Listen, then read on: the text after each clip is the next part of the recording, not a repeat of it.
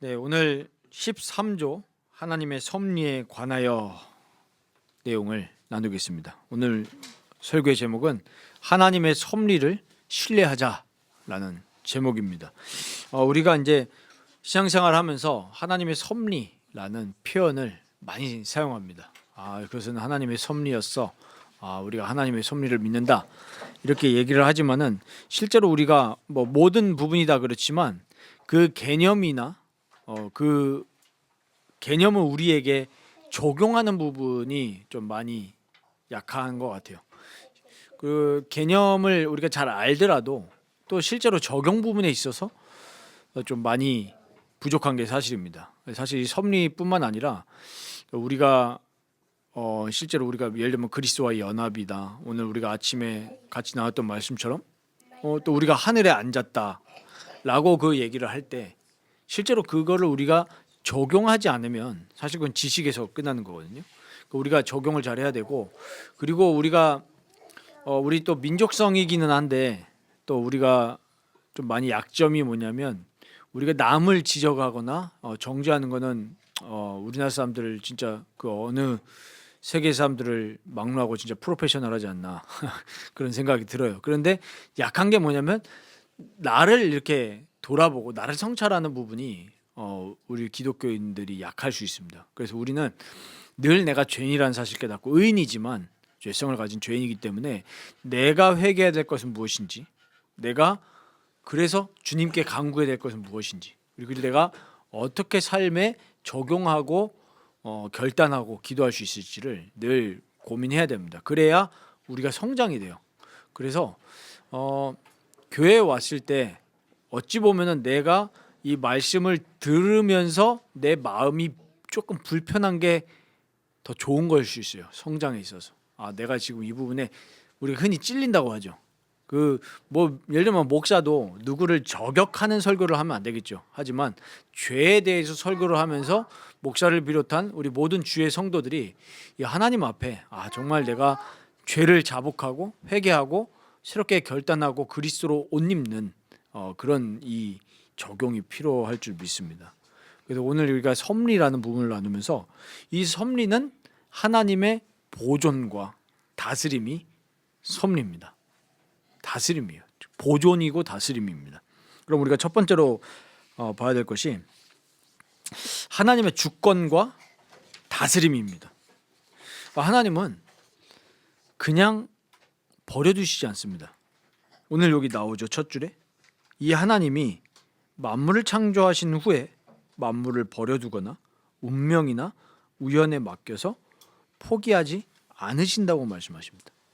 우리 몇 번 나눴던 말씀인데 히브리서 1장 3절도 아들 예수께서 지금 만물을 붙드신다 하면서 서스테인이라는 단어를 썼어요. 붙들고 계시는 거예요. 만물이라고 했을 때 우리 인간도 포함이 되죠. 모든 한 사람 한 사람을 다 붙들고 계시고 위정자들, 권세자들 다 하나님의 손에 있는 줄 믿습니다. 우리는 이걸 인정하고 존경하고 존중해야 되고요. 우리가 섬기고 있는 부모님들, 나라의 위정자들, 우리 앞에 있는 사람들을 존중해야 돼요. 왜? 하나님이 붙들고 계시기 때문에. 그래서 바울도 그 권위에 순종하라고 그랬죠. 만유를 다스리신다는 거 우리가 알아야 되고 우연이 없다는 거예요. 운명이나 우연에 맡겨서 그냥 알아도 돼 이런 적이 없으십니다. 그래서 그분의 거룩하신 뜻에 따라서 다스리고 통치하심으로 이 세상에서 하나님의 지시 없이는 아무 일도 일어날 수 없음을 믿습니다 라는 이야기입니다. 이 신앙 고백서를 작성했던 귀도 드브레, 지금 옛날에 말씀드렸었죠. 그 목사님은 결국엔 두 부부가 목사님 사모님이 다 순교했단 말이에요. 죽었습니다. 뭘 외치다가요? 개혁 신앙을 외치다가 로마 카톨릭으로부터 순교를 당했습니다. 이런 걸 봤을 때 이분이 지금 이렇게 고백한 거잖아요. 이런 지금 모든 핍박까지도 하나님의 지시 없이는 일어날 수 없음을 고백했던 겁니다. 우리가 다른 사람을 두고 하나님의 주권이다 말하기는 쉽지만 나에게 일어난 어려운 일 속에서 하나님의 지시 없이는 일어날 수 없다 라고 고백하기는 쉽지 않거든요. 대부분 어떻게 반응합니까? 하나님을 원망하죠. 왜 나는 이런 일을 당했을까? 네, 하나님을 원망합니다. 근데 우리는 나쁜 일까지도, 우리가 보기에 나쁜 일까지도 하나님의 섭리, 하나님의 보존과 다스림 속에 있다라는 사실을 우리가 알아야 되겠죠. 우리가 잘 아는 말씀, 잠언서 16장 9절 말씀 잘 아시잖아요. 우리가 우리 사람의 마음으로 내 길을 계획한다 할지라도 그 걸음을 인도하시는 분은 여호와시니라 하셨습니다. 여호와. 그러니까 우리의 일거수일투족을 다 여호와 하나님께서 붙들고 계시다는 사실을 신뢰하시기 바랍니다. 그래서 우리는 최고의 죄가 뭐냐면 교만입니다. 그리고 자만이에요. 왜 그게 나쁘냐 하니까 하나님께서는 거짓되고 악한 판단을 하신 분이 아니라 하나님은 의로우신 판단을 늘 하시고 우리를 이끌고 가시기 때문에 우리는 늘 하나님 앞에서 겸손할 수밖에 없고 또 하나님을 경외할 수밖에 없습니다. 왜 경외냐 하니까 우리가 알지 못하는 놀라우신 계획과 뜻을 가지고 만유를 붙들고 움직이시기 때문입니다. 그래서 우리는 하나님을 신뢰해야 될 줄 믿습니다. 우리가 지금 나라가 여러 가지로 분열이 되고 제가 어제 뉴스를 보면서 총칼만 안 들었지 내전이에요. 내전. 총칼만 안 들었어요. 어제 이게 카메라가 쫙 비춰주는데 이쪽 탄핵 반대파, 탄핵 찬성파 막 이러면서 하는데 야 이건 총칼만 안 들었지 이거는 뭐 내전이다 나라가. 네. 네. 그런데 가지 마십시오. 혹시 우리 여기서 추운데 그런데 가지 마시고 어디 쪽에도 가지 마십시오. 기도하십시오. 기도하시고 우리 나라를 붙들고 계시는 분도 누구시라고요? 여호와시다. 우리 나라뿐만이 아니에요. 저 북한의 저 김정은 정권도 누구 손에 있냐? 여호와 손에 있는 줄 믿습니다. 그래서 우리 하나님께 기도해야 돼요. 저 많이 지금 저 북한에서 요번에 제가 뉴스를 보면서 우크라이나 전쟁에 북한군이 갔잖아요. 근데 마음이 아프더라고요. 북한군이 죽었는데 편지가 발견된 거예요. 근데 우리가 뭐 북한군 생각하면은 뭐 막 되게 떠올리는 이미지가 있잖아요. 근데 그들도 사람이라. 가지고 편지를 써왔는데 조선으로 돌아가고 싶다 빨리. 그리고 막 이렇게 가족에 대해서 이렇게 막 펼치고, 야, 저보다도 다 어린 친구들인데 다 20대 청춘인데, 야 너무 안타까운 거예요. 참 그래서 여러 가지 생각이 들었죠. 저 북한 땅에서 저희 할머니도 전쟁 나시기 전에 내려오셔가지고 고향은 다시 못 가고 천국 가신 거거든요. 할아버지 할머니 두 분 다. 여러 가지 얘기를 많이 들었어요 예전에. 그 전쟁 났을 때 이야기 그리고 전쟁 전의 이야기 그 사람들이 기독교인들을 어떻게 핍박했는지 그런 이야기들 많이 들었는데 참 우리가 저 모든 부분들까지 하나님이 지금 통치하고 계시니까 하나님께 기도해야 될 줄 믿습니다. 우리 나라를 위해서 기도하고 전 세계에 어려움 당하는 민족들 다 하나님이 만유를 붙들고 계시기 때문에 우리는 경외감을 가지고 하나님께 구해야 됩니다. 그래서 우리 편에서 중요한 게 뭐냐면 그렇기 때문에 말씀을 따라 살아가는 삶이 중요한 것입니다. 왜냐하면 하나님은 모든 일을 붙들고 모든 일을 행하시는 분이 하나님이시고 실수가 없으신 분이기 때문에 그 하나님의 말씀, 그 하나님의 말씀의 원리를 가지고 살아가는 것이 그래서 중요한 겁니다. 그래서 오늘 여기 그 첫 번째 문단 마지막 줄에 보시면은 하나님이 그분의 말씀 안에서 우리에게 계시해 주신 것을 배우면서 말씀이죠. 말씀 안에서 성령을 통해서 우리에게 계속 계시해 주시잖아요. 우리가 주일날 교회 와서 하나님이 목사를 통해서 주신 그 말씀 그리고 성경을 묵상하면서 주신 말씀 이런 것들을 통해서 깨닫게 하신 걸 배우면서 그 경계를 넘으면 안 된다는 그리스도의 제자라는 사실에 만족해야 된다는 겁니다. 그래서 이 계시된 거를 넘어가면 안 돼요. 우리가 뭐 그런 것들 있잖아요. 우리가 다 알 수 없는데 요즘에 유튜브가 열리면서 그런 추측을 하는 그런 영상들이 인기가 굉장히 많은 거예요. 우리가 하나님이 계시해 준 만큼만 아는데 너무 궁금하니까 뭐 천사는 어떻게 생겨났냐, 어떻게 타락했냐, 성경에 계시된 만큼만 아는 거거든요. 그래서 자꾸 우리 인간의 지성을 가지고 헛된 거에다 사용하는 경우가 너무 많은데 우리가 중요한 거는 신명기 29장 29절 보면은 거기 나와 있는데요. 감추어진 일은 우리 하나님 여호와께 속하였거니와 나타난 일은 영원히 우리와 우리 자손에게 속하였나니 이는 우리에게 이 율법의 모든 말씀을 행하게 하심이라. 그러니까 우리에게 나타난 일은 이 율법의 모든 말씀을 지켜 행하는 거, 거기에 속해 있는 거고, 감추어진 일 있잖아요. 하나님이 우리에게 계시하지 않은 일은 여호와께 속하였다는 겁니다. 그 우리는 이걸 다 알 수 없기 때문에 여호와를 경외하면서 말씀 따라 살아가는 거예요. 우리가 1시간 앞도 모르거든요. 그래서 우리는 어떤 자세인 거예요? 말씀을 그냥 나에게 주어진 말씀을 붙들고 말씀대로 어떻게 살아갈까 그것만 고민하면 되지 앞날 걱정하지 말라는 거예요. 앞날은 누구에게 속했다는 거죠? 여호와께 속했다. 우리가 몇 날 몇 시에 죽을지 여호와께 속했다는 거예요. 이게 우리 저번에 마태복음 6장 산상수훈도 배웠지만 그의 나라와 그의 의를 구하면서 살아가야 되는 거고, 우리가 먹고 마실 거 그거 하나님께 속했다. 네. 그러니까 우리는 말씀대로만 계시된 만큼 내가 그 말씀대로 어떻게 행하면서 그리스도의 제자로 살아갈지 그 사실에 만족해라. 지금 우리 기도들의 목사님이 이렇게 기록을 해놨습니다. 그래서 막 그런 말씀 맨날에 많이 하시잖아요. 어른들이 막 공상 속에 빠졌는 애기라, 야 발 닦고 자라.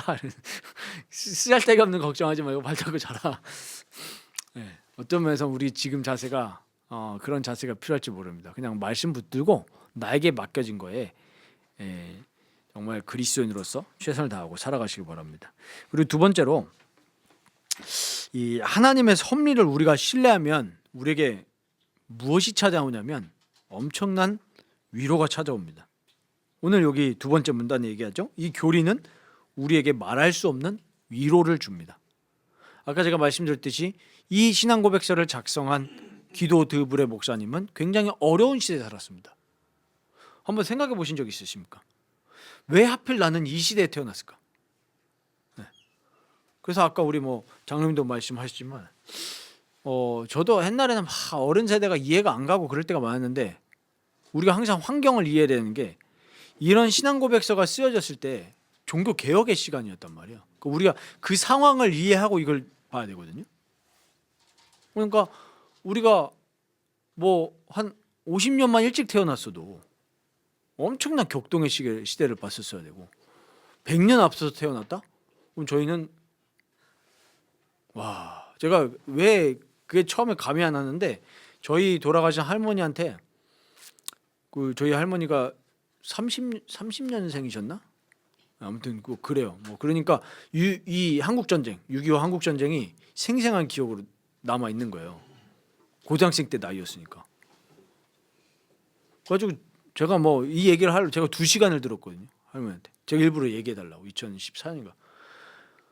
아직도 이게 너무 할머니가 좀 머리가 좋으셔가지고 기억을 다 하시는 거예요. 지명까지. 그래가지고 피날 쭉 가는데 주일날이었잖아요. 그 당시에 이제 저희 할머니 신앙생활을 하고 계셨고, 웃긴 게 할머니의 어머니는 막 무속인 찾아가고 그랬는데 할머니가 이제 벌써 이제 1800년대 후반으로 가니까 미국 선교사님한테 복음을 듣고 신앙생활을 하신 거예요. 할머니가. 근데 이제 그 할머니 어머니 신앙생활 안 하셨고, 저희 할머니가 이제 그 당시 이제 교회를 가는데 주일날 아침에 교회를 가는데 갑자기 사이렌이 울린다. 서울 사셨는데. 그러니까 그 뒤로부터 이제 계속 이제 피난을 간 거예요. 피난을 가는데 안양쯤에 가셨대요. 안양쯤 내려가는데 이제 하늘에서 삐라가 떨어졌대요. 미군들이 날린. 그래서 몇 날 몇 시에 여기 폭격할 거다. 그래서 여기 지나가지 마라. 민간인들 죽으면 안 되니까. 했는데 두 부류가 나뉜 거예요. 그 삐라를 믿고 그래, 우리가 몇 날 여기 몇 시에 여기 지나가면 다 죽는다. 폭격할 거야. 미군들 폭격할 거니까. 가지고 미리 가거나 피한 사람들은 살았어요. 그런데 그걸 삐라를 믿지 못하고 그 자리에 있던 사람들 다 죽었다는 거예요. 포탄 맞고. 안타까운 사실이죠. 그래가지고 이제 그 시간이 지나서 어쨌든 거길 옛날처럼 지금처럼 길이 많은 게 아니니까 거기 언덕을 넘어가야 되는데, 넘어가는데 시체들이 다 죽어 있었다는 거죠. 이 사람들이 다 시체가 돼가지고. 근데 거길 지나가야 돼요. 그 지나가야 되니까 어쩔 수 없이 시체를 밟고 지나가야 되는데 이 폭격을 맞았단 말이에요. 폭격을 맞으니까 이 시체들이 다 불타 있는데 어쨌든 밟고 넘어가야 돼. 밟고 넘어가야 되는데 이게 다 불타니까 할머니 표현으로 시체를 밟으면은 이게 딱딱할 거 아니에요. 근데 안 딱딱한 거예요. 폭격을 맞아가지고 불에 걸려가지고 밟으니까 여기 그냥 다 들어가다는 거야. 왜 우리 감자 찌면은 감자 밟으면 으깨지는 것처럼 그렇게. 근데 그게 뭐 역겹다 그런 생각 안 들어요. 살아야 되니까 빨리 내려가야 돼요. 부산까지 내려가셨네. 가지고 부산에서 운명의 남자를 만나셔가지고 이제 결혼하시고 그리고 이제 다시 서울로 돌아오셨는데 그래서 서울로 오자마자 또 다시 한번 뺏겼잖아요. 인천 상륙작전 하고 나서 이제 북한에게 다시 또 서울이 점령장에 있는데 또 못 내려가는 거예요. 다시. 가지고 어쩔 수 없이 있는데 북한군이 와가지고 이제 죽었다고 생각하셨다는 거예요. 할머니는. 왜냐면 할머니 가족 중에 경찰이 있으니까. 그 당시에 북한군들이 가족 중에 경찰이 있거나 국군이 있으면 다 죽여버렸대요. 근데 다행히 하나님이 보존을 하셨고 가지고 할머니 어머니가 이제 인민군들 밥 줘줬다고 밥 줘달라니까 와가지고 그 대신 죽이진 않고 뭐 그런 것들을 제가 이제 들으면서 뭘 느꼈냐면 야 정말로 하나님이 모든 것을 다 붙들고 계시고 만약에 우리가 그 상황 속에서 우리가 그 상황에서 살았다고 생각해 보십시오. 어떻게 살았겠습니까?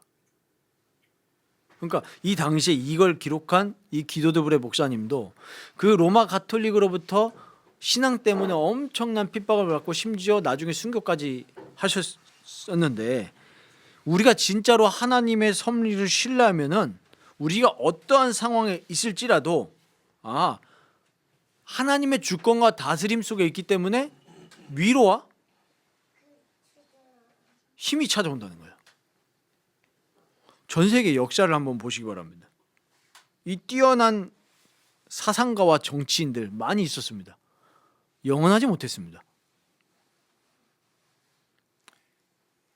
그렇게 악명을 막 이렇게 알렸던 히틀러조차도 아시죠? 마지막에 자살해서 죽었잖아요. 연합군이 오니까.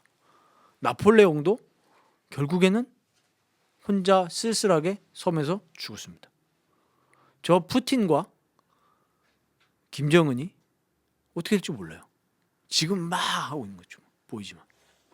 그래서 우리는 정말로 하나님께 기도하면서 이 말씀을 잘 붙들어야 되겠습니다. 시편 33편 10절에서 11절 한번 찾아보시기 바랍니다. 시편 33편 10절에서 11절. 우리가 지금 국제 정세가 여러 가지로 심상치 않고 뭐 세계 3차 대전이 난다 안 난다 뭐 이러고 있습니다. 그러나 우리가 앞날은 알 수가 없지만 우리는 하나님의 주권과 하나님의 다스림을 신뢰합니다. 우리는 어떠한 자세를 가져야 되냐? 이 말씀을 한번 같이 읽어보겠습니다. 10절 11절 우리 한번 같이 읽어보겠습니다. 여호와께서 나라들의 계획을 폐하시며 민족들의 사상을 무효하게 하시도다. 여호와의 계획은 영원히 서고 그의 생각은 대대에 이르리로다. 아멘. 하나님의 계획만이 영원히 서는 줄 믿습니다.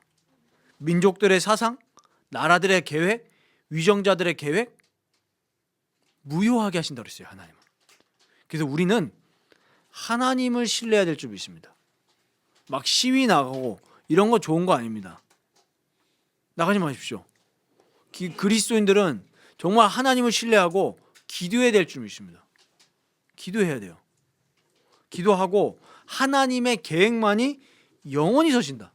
하나님의 생각만이 대대에 이른다. 그래서 우리는 뭘 따라간다고요? 민족들의 사상이나 좌파 사상, 우파 사상 따라가는 게 아니라 하나님의 말씀을 붙잡고 하나님의 생각을 붙들고 살아가는 삶이 바로 우리 그리스도인이라는 거예요.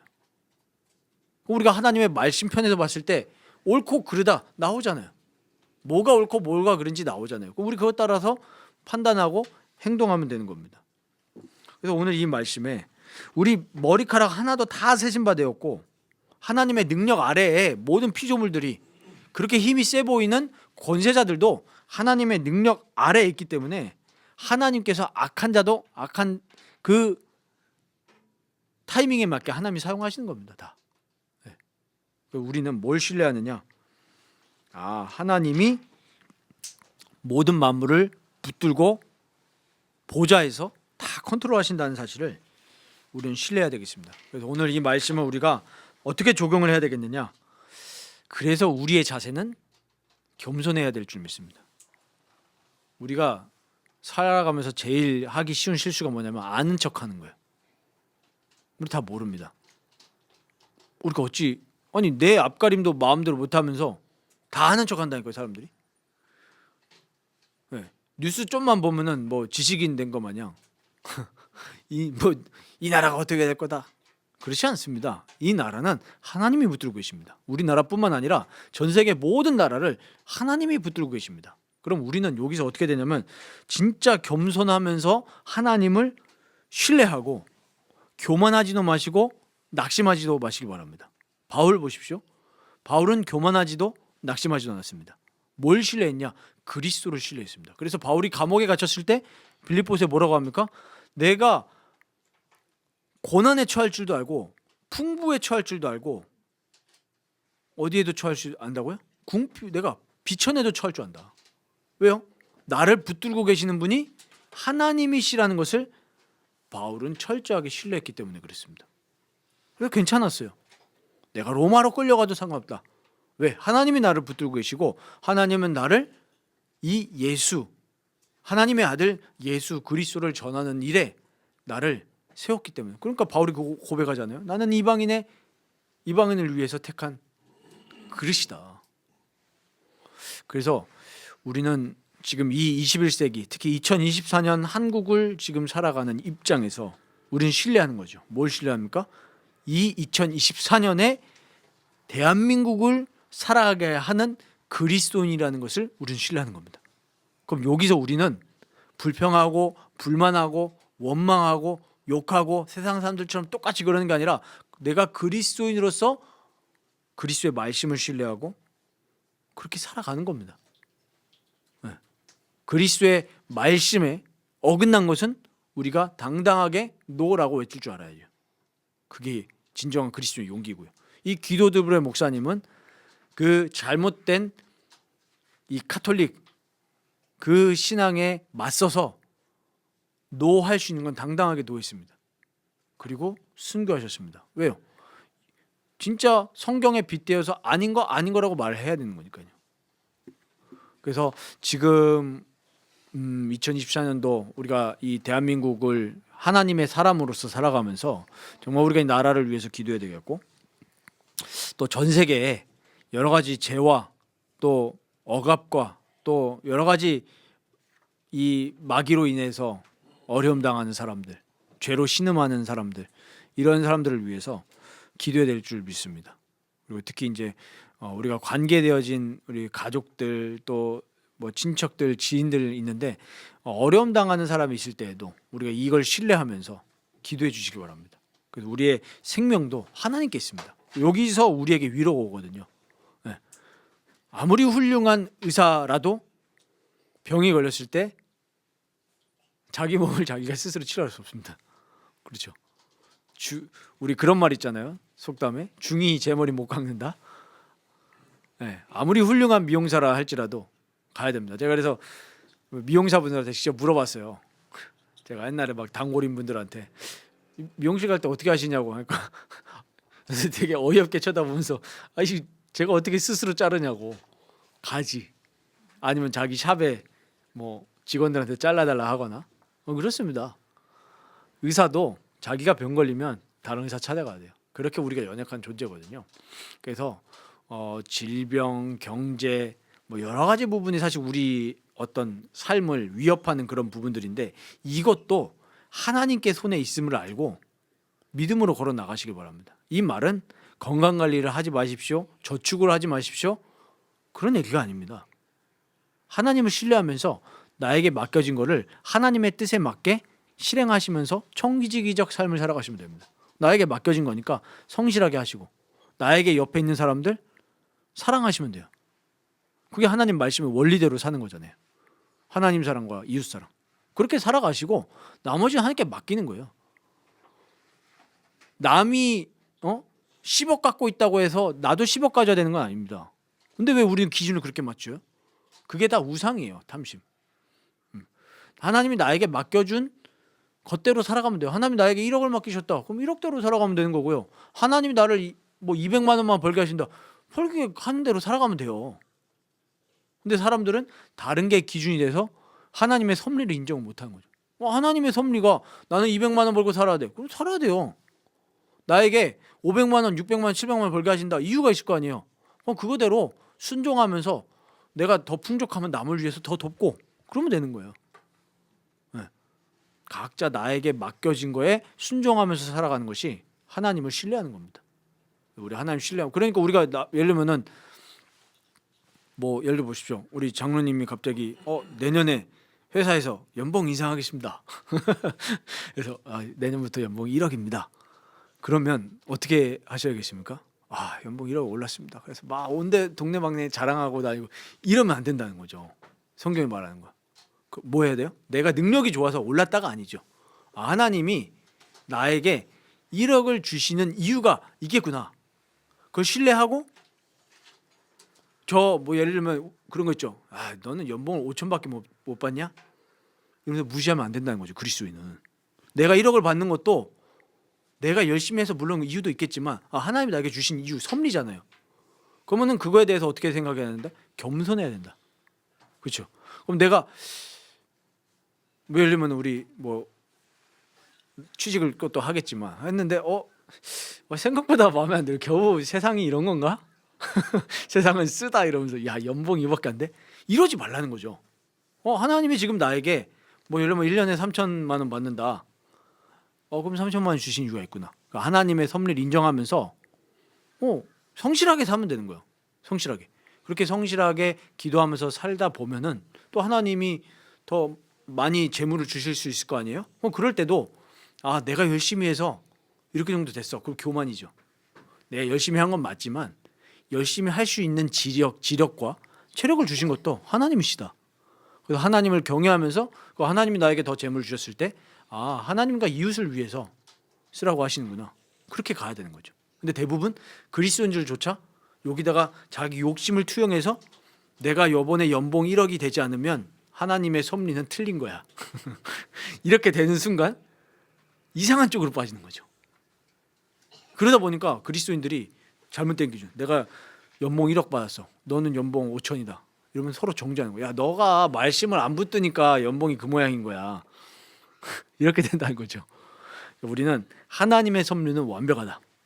그래서 우리를 막 낙심하거나 교만하지도 마시고 이 하나님을 찬양하고 하나님을 기뻐하는 삶으로 인도받으시고 또 나에게 맡겨진 것에 감사하면서 그 은혜를 나타내는 그런 삶이 되시기를 주님의 이름으로 축원드립니다.